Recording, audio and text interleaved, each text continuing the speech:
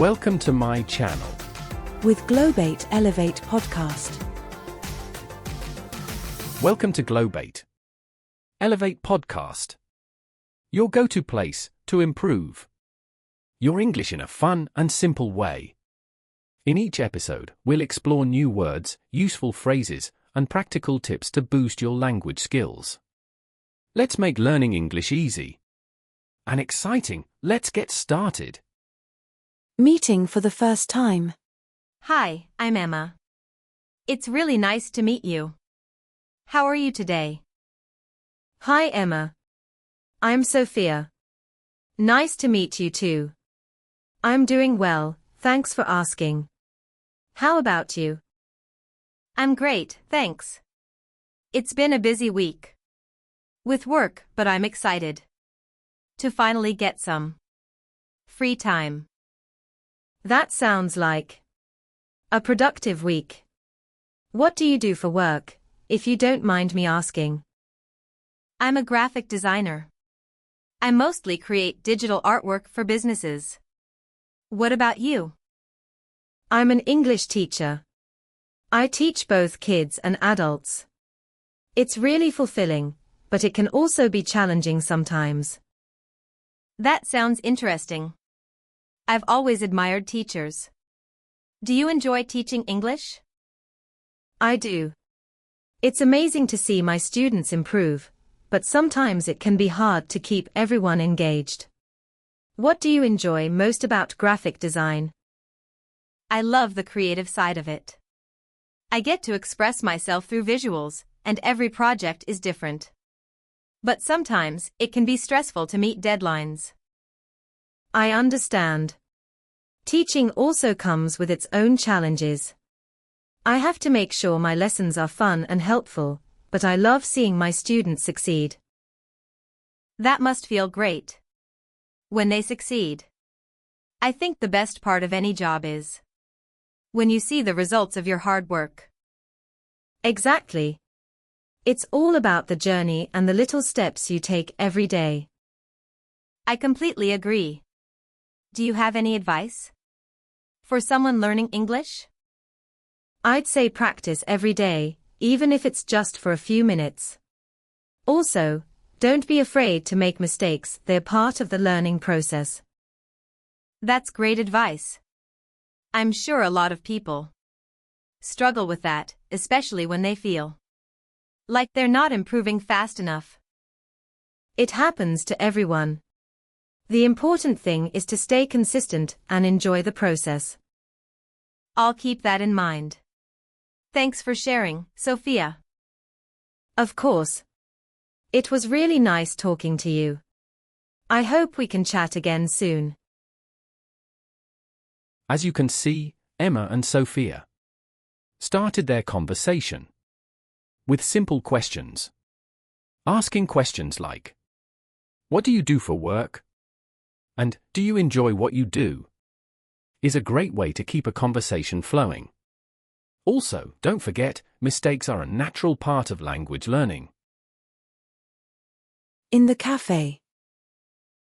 Do you want to grab a coffee? Sure. I could really use one.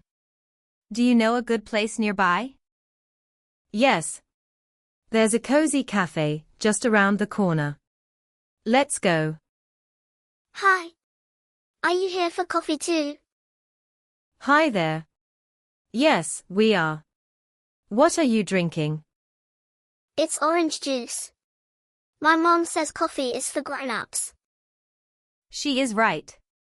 Orange juice is a healthy choice. What's your name? I'm Lily. What about you? Nice to meet you, Lily. I'm Emma, and this is my friend Sophia.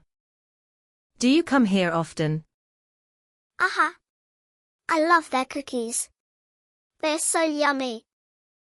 That sounds delicious. I might try one. What do you usually get, Sophia? I usually order a cappuccino. It's my favorite. What about you? I love a vanilla latte, especially when it's hot. What's a latte? Is it sweet? Kind of. It's warm milk with coffee and a little syrup for sweetness. What do you like to eat with your juice, Lily? Chocolate cookies. They're the best. Hi. What can I get for you today? I'll have a cappuccino, please. And I'd like a hot vanilla latte. Can I have another cookie, please? Of course. Anything else? That's all, thank you. What a fun conversation. Here are some useful phrases. Do you want? To grab a coffee? A casual way to invite someone. Ordering politely, use I'll have. Or can I get? Describing favorites, say it's my favorite or I love. Talking with kids, simple questions like what's your name or what do you like? These phrases help you sound natural in everyday conversations. Keep practicing. Discussing future plans. So, do you have any plans for the weekend? I'm thinking of going on a short trip. I really need a break from work. That sounds nice. Where are you planning to go? I'm not sure yet, but I've been thinking about visiting the countryside. I heard it's peaceful and the scenery is beautiful. Oh, that sounds relaxing. Sometimes, a little escape from the city is exactly what you need. Exactly. I want to spend some time outdoors, maybe go hiking or just enjoy nature. What about you? Any exciting plans? Honestly, nothing too exciting. I might stay home and catch up on my favorite TV shows. I've been so busy lately that I haven't had time to relax. That makes sense. What kind of shows do you like? I'm really into mystery and crime dramas. I love trying to figure out who the culprit is before the big reveal. Oh, I love those too. Do you have any recommendations? Definitely. You should check out The Mystery Files. It's full of twists and keeps you guessing until the end. Sounds intriguing. I'll add it to my watch list. But don't you ever get bored staying home all weekend? Sometimes, yeah. If the weather's nice, I might go for a walk or meet up with a friend. It's all about balance, right? Absolutely. I like having a mix of rest and adventure. It keeps things interesting. Notice how they used phrases like I'm thinking of, I might, and I'm not sure yet. These are common and natural ways to talk about future plans. Try using them in your own conversations to sound more fluent. Sharing tips for learning English. Emma, do you have any tips for learning English? Absolutely. I recommend watching English movies with subtitles and practicing with native speakers. It really helps you get used to natural speech. That's a great idea. Do you prefer watching with English subtitles or your native language? I usually start with English subtitles. It helps me connect spoken words with their written form. Once I'm comfortable, I try watching without subtitles to improve my listening skills. That makes sense. I also find it helpful to repeat phrases out loud. It improves pronunciation and makes it easier to remember new words. Exactly. I also suggest choosing shows or movies you enjoy. If the content is interesting, you'll stay motivated to keep watching and learning. That's true. I personally love watching travel documentaries. They expose you to different accents and useful vocabulary. Oh, that's smart. Speaking of vocabulary, I keep a journal to write down new words and phrases. Reviewing them regularly helps me remember them. I do the same thing.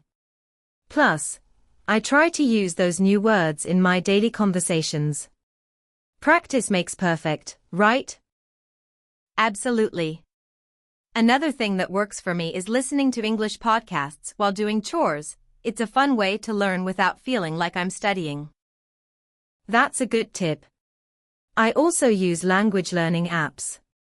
They are great for practicing grammar and building vocabulary, especially when I'm on the go. Yes, and they often include interactive exercises, which keeps things engaging. What about speaking practice? How do you improve that? I join online language exchange groups. It's a great way to meet people from different countries and practice speaking in a relaxed environment.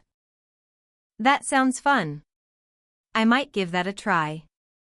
The key is to stay consistent. Even practicing for 15 minutes a day makes a difference over time. Exactly. Small, regular efforts are more effective than cramming. Plus, it's important to be patient with yourself. Learning a language takes time and persistence. Great tips from both Emma and Sophia. Remember, combining different methods like watching movies, keeping a vocabulary journal, and practicing with others can speed up your learning process. And most importantly, enjoy the journey. Asking for help or clarification. Hey Sophia, I was reading an article earlier, and I came across a phrase that confused me. I tried to figure it out from the context, but it still doesn't make sense. Can you help me? Of course. I'd be happy to help. What's the phrase? Sometimes English phrases, especially idioms, can be tricky because their meaning isn't always obvious from the words themselves. But once you understand them, they can make your conversations sound much more natural. Exactly. The phrase is break the ice. I understand the literal meaning, but I'm pretty sure that's not what it means here. The article was talking about starting conversations with new people. How does breaking the ice fit into that? That's a great question. In English, break the ice is an idiom that means starting a conversation to make people feel more comfortable, especially when they don't know each other well. For example, if you're at a party and no one is talking, telling a funny story, or asking a simple question can break the ice and get people to open up. It's a useful phrase because social situations can be awkward at first, and breaking the ice helps ease the tension. Oh, that makes sense. So, if I'm meeting new people, I could ask an easy question like, how do you know the host, to break the ice and make the conversation flow more smoothly. That's a helpful trick. Exactly. And if you ever get confused by an idiom or phrase, don't hesitate to ask. You can say something like, I'm not familiar with that phrase, could you explain what it means? People are usually happy to clarify, and it shows you're eager to learn. That's a good point. Sometimes I worry that asking for clarification might sound rude or make me seem less fluent. How do I ask without coming across as impolite? That's a common concern, but honestly, asking questions shows you're engaged. To be polite, you can use phrases like, sorry, I didn't quite catch that. Could you say it again? Or, could you explain that in simpler words? These phrases are respectful and show that you're paying attention. In fact, people usually appreciate your effort to understand. I like those phrases, they sound natural and polite. I'll definitely start using them. And you're right, it's better to ask than to pretend I understand and stay confused. Thanks, Sophia, this really helps. Great insights from Emma and Sophia. Remember, when you don't understand something, it's perfectly fine to ask for help. Phrases like, could you explain that, please, and I'm not sure I understand make you sound polite and curious. Don't be afraid to ask, learning happens when you seek clarity. That's all for today's episode. Keep practicing and remember, learning a language is a journey. If you enjoyed this episode, don't forget to like the video, subscribe to the channel, share it with your friends, and leave your thoughts in the comments. See you next time on English Journey.